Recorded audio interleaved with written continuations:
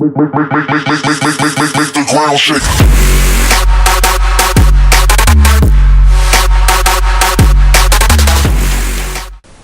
Yo, what is up, guys, and welcome to a brand new episode from me, JJ. I've not been away for a while, but I just got off watching the Destiny live stream of the new reef area in Destiny, and I had to make a review of it. So guys, let's get into it and let's delve into the information that we saw from the stream. So what we have is the reef. I'm sure everyone has seen this picture. It was released earlier than the House of Wolves, I think, was even made known to us. So but this is actually what it looks like, so it seemed to be spot on this picture. This is what the reef looks like, and what the defenders bring to us. Well, we have the Queen's Wrath is back. For those of you who've been playing for a little while, like from the beginning of the game, you know, the Queen's Wrath was there. She sent an emissary to the tower where we could do certain bounties, and then we could get legend, we could get weapons, gear, all that good stuff. And now she's back. For those of you thinking, they're just going to be, those bounties going to be exactly the same. They're not. They're all new bounties, especially made for the House of Wolves DLC. You got the logos are the same. There's I think some new shaders. I'm not sure if they're the same, yes or no, but there are definitely some new ones. You're gonna, when the DLC actually drops, we're gonna be able to get new armor, new weapons, all that good stuff. All those bounties we'll be able to earn, so it's gonna be fantastic. And next, who do we have? Yes, Farkas. He's loyal to the Queen, and there's no love for the Kells who have taken command of the Fallen Houses as well. This guy, apparently, as you can see here, he's got some metal arms there where he's been in battle. Apparently he is the keeper of the Prison of Elders, and this guy, he looks like one badass mother chuffer. But apparently this is the guy you come to when you've been into the Prison of Elders. You want to buy some gear, you want to trade up items that you got from the Prison of Elders, because apparently I think they give you some sort of token which you can then come and redeem rewards from him from. Obviously you get drops from within the Prison of Elders, but you also can earn things, and I think you could buy them, use those tokens. I'm just saying tokens as well, like whatever, but I think you can come here and then use those to buy like guns, armor. It looks like it has class items, even special and heavy ammo, some funky looking ships, shaders, all that good stuff. So this looks to be amazing. Guys, if you didn't see this stream, I'm so happy I can like summarize this for you guys, and I hope you enjoy it. But it was absolutely amazing. And next, for all of you PvP lovers, we have Brother Vance. Now this guy is your disciple of Osiris. He is from the Trials of Osiris. This is the guy you need to come to get all your Trials of Osiris gear, all that good stuff. I think apparently there's things in Trials of Osiris which boost you like they do in Iron Banner. So, I'm not a big PvP guy, I'm more of a PvE guy, but I have been into Iron Banner sometimes, and I know there's those buffs you can collect, you earn more XP, that sort of thing. They will be in the Trials of Osiris, but you do need to get a really good score to be able to get into the Trials of Osiris, excuse me. But if you manage to get in, and if you earn any rewards, this is the guy you need to come to. Remember his name, Vance, Brother Vance. Now, look at all the candles, by the way. Can I just say that? Look at all them candles. Oh, lovely candles. Anyway, next we have, for the last vendor in the reef social area, social space, whatever you want to call it, we have your regular bounty tracker. This is where you can just pick up your normal bounties. When asked in the stream if there was going to be any new bounties added to his pool, they actually sort of got distracted, and Deej and the other man there, I can't remember his name, chief director, creative director, I think he was, they got distracted and didn't give an answer on that. I don't know if they did that on purpose, diverted the attention from the question, but they didn't answer that, so we simply don't know if there are going to be any new bounties at all whatsoever. Right next to there, over here, is actually a vault as well. So you've got your bounties, you've got your vault, you've got basically everything here. Now I can hear you asking, what do we need the tower for? Do I need to go back to the tower? I mean, it looks like everything's here that we could need. Well, let me show you the speaker. Now, this bad boy, you didn't really, I mean, none of us Guardians really went to a lot, let's be honest. I mean, unless you're going to spend your motes of light on all these class items or all those emblems, which I think most of us didn't really do. We'd rather buy an exotic engram from Xur. I think I speak for most of us then. But now look, you can do material change. So for all of you people out there, including myself, who have tons of Ascendant energy, tons of Ascendant shards, who need glimmer, who need radiant energies and radiant shards, you can come to the speaker. You can trade up everything for anything. So as you can see on this picture here, you can trade Ascendant energy for glimmer, you can trade Ascendant energies for an Ascendant shard. So for that will cost you 50 glimmer and one Ascendant energy, so it's 1 for 1. You can buy motes of light, you can trade up Ascendant shards or energies for glimmer. You can do the same with radiant shards and energies. So that is such a fantastic addition. When I saw that, I went absolutely crazy. That is fantastic stuff. It looks like Bungie are really listening, really paying attention, which is fantastic. So next, what have the other vendors got in the tower? Well, New Monarchy. I know for a fact, because I'm a big New Monarchy man, he only had 3 weapons on the current DLC, and now he has 1 of each, and they've not just been repainted. They're actually new weapons that they designed, new armor that they designed, and this is for all of the vendors. All of the vendors have got new armor, new weapons, new class items, all that good stuff. Not just been repainted, absolutely all new designs. So that is fantastic. I think I can show you some of them. Yes, I've got some of them. Here's one of the Vindicator XI, which looks like fantastic. They've got new perks as well. They've got new upgrades. We'll get to those in a second. Look, and this is what it looks like, just like that. Here we have the Pacifier X, which looks absolutely amazing. This is a heavy machine gun with solar damage, also looks absolutely stunning. And next, ladies and gentlemen, what do we have here? A 365 Mytho class. Yes, ladies and gentlemen, you can upgrade absolutely every single one of your guns and armor to match the new level cap. So say you've got some old Vault of Glass armor, you can take that up to like level 34. So you've got some old other armor laying around, but whatever you want, you can take it up to level 334. So you've got yourself a Mythic class, like you're on the picture, or you've got yourself a Fate Bringer. Any other weapon, you can bring it up to 365.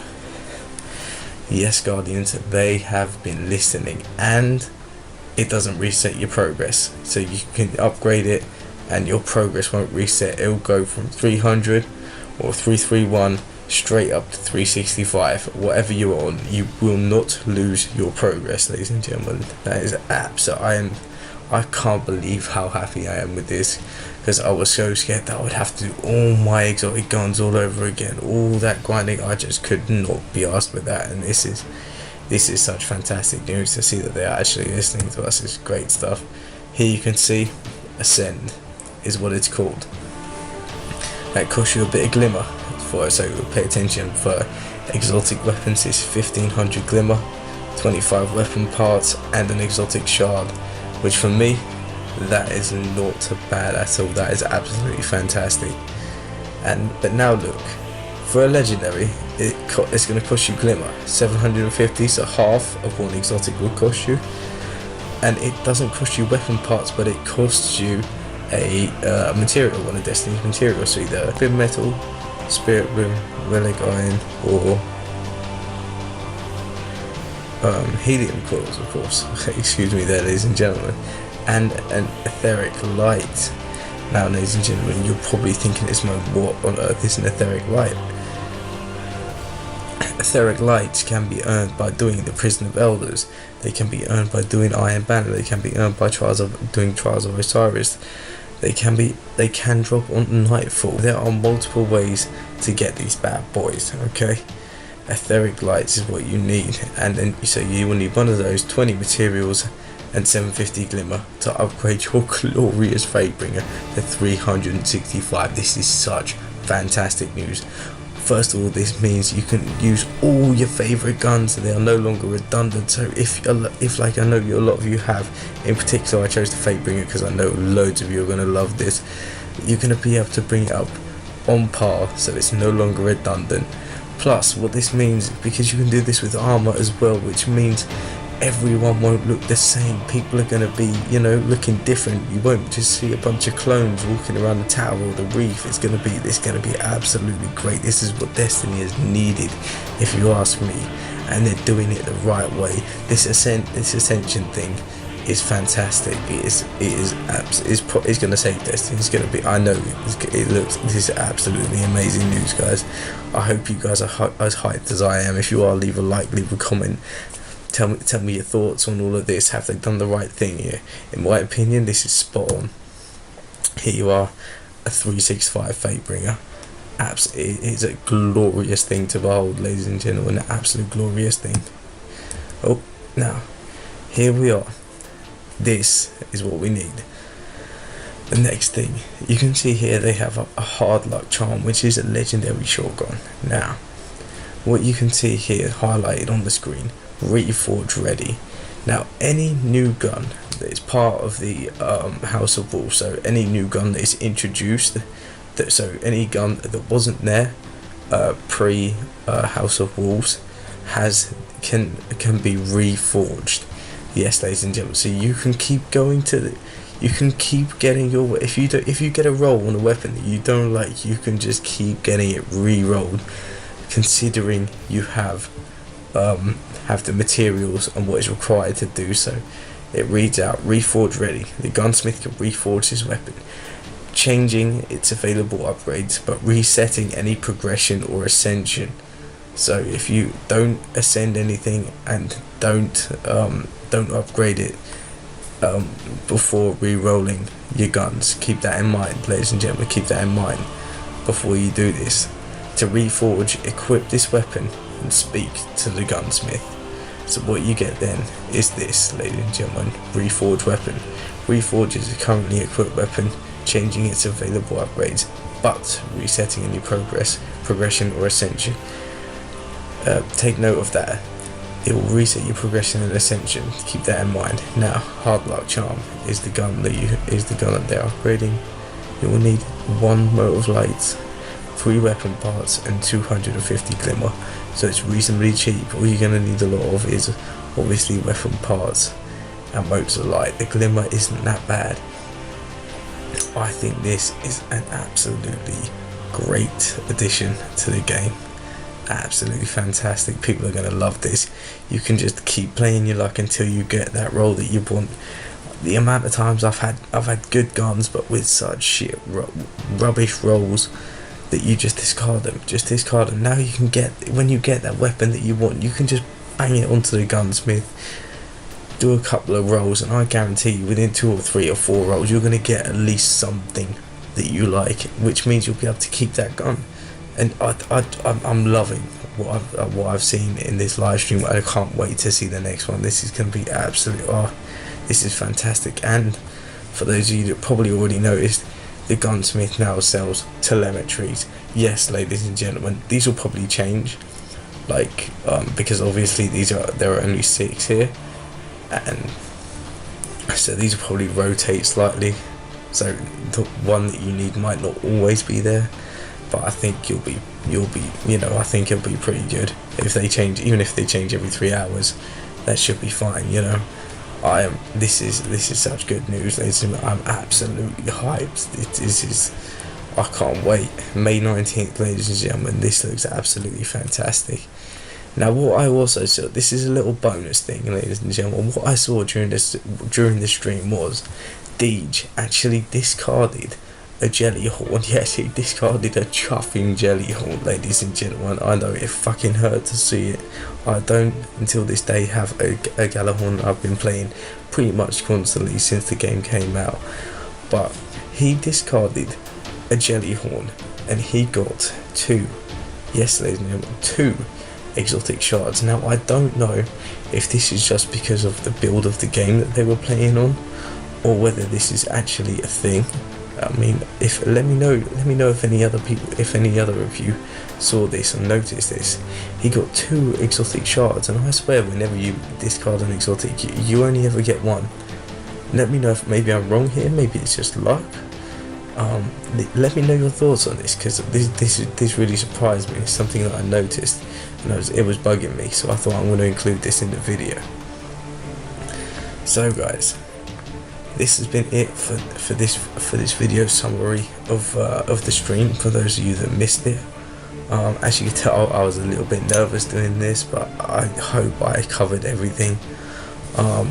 Let me just think. We talked about the vendors. We talked about the Prison of Elders. The Prison of Elders, they said, is going to be potentially different every week, and they said it will never be the same.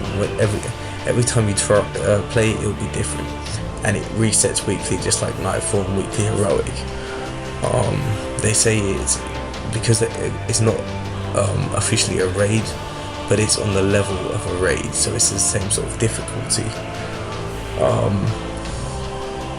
Yeah, it's fantastic. The old gear is now relevant again for those of you that haven't discarded it because you didn't have any vault space. I know a lot of you will have held on to your Fatebringers and your Vision of Confluences and all that good stuff. They said about Xur, that Xur may be popping up in the Reef in the social space. When Deej was asked about Xur, he said Xur can do anything, and that him maybe being in the Reef could therefore be a possibility, because he did not deny that. So that should be interesting to see as well. So there's going to be even more places to look for Xur, which should be interesting. No, ladies and gentlemen, there will be no trading. For those of you thinking, oh, maybe there'll be trading, no, there will not be trading.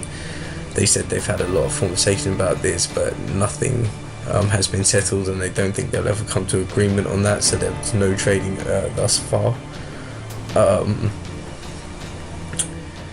Yeah, I think I covered everything that I wanted to in this video. I mean, if there's anything you think I left out or I may have missed, let me know. Let me know your thoughts on all of this stuff, guys. And most of all, let me know if you enjoyed the video.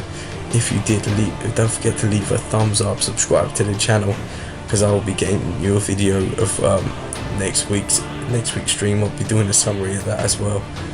So let me know. I hope you enjoyed it, ladies and gentlemen. Thank you for your time, and I'll catch you on the next video. Bye. Make the ground shake.